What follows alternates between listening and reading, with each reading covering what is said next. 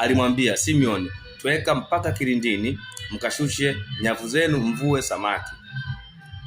Sikiliza hapo, kuna mjadala.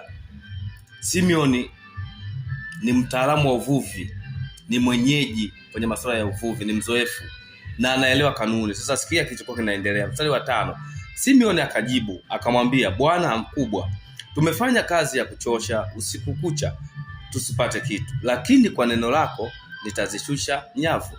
Hapo kulikuwa na mjadala. Simeoni alikuwa anagoma, maana wamefanya kazi usiku kucha, hakuna kazi kitu alichokipata. Tena wamechoka kwa sababu kazi ilikuwa ni ngumu. Nafikiri uvuvi ni mgumu sana, na mara nyingi watu wanavua majira ya usiku.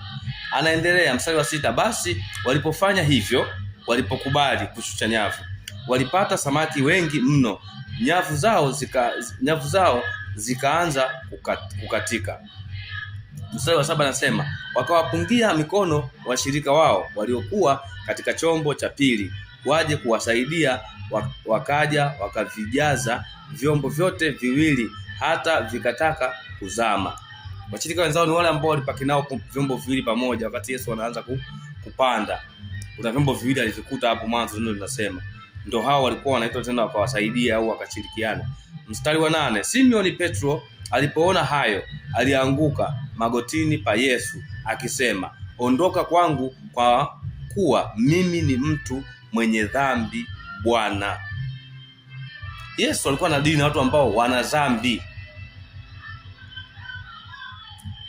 Yesu alikuwa hadili na watu ambao tayari wameshatakaswa, watu ambao wametubu. Alikuwa hadili na watu wenye dhambi. Sasa hapa Simeoni anajiweka wazi kwamba alikuwa mwenye dhambi. Maana mtu huyu Simeoni alikuwa hajaokoka, lakini anatendewa muujiza mkubwa sana. Tambua lengo kuu ni nini? Sio kila mtu anapokea miujiza.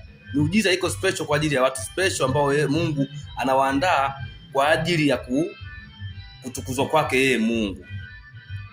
Sio kila mtu anapokea muujiza. Na miujiza pia ina laana. Miujiza ina laana.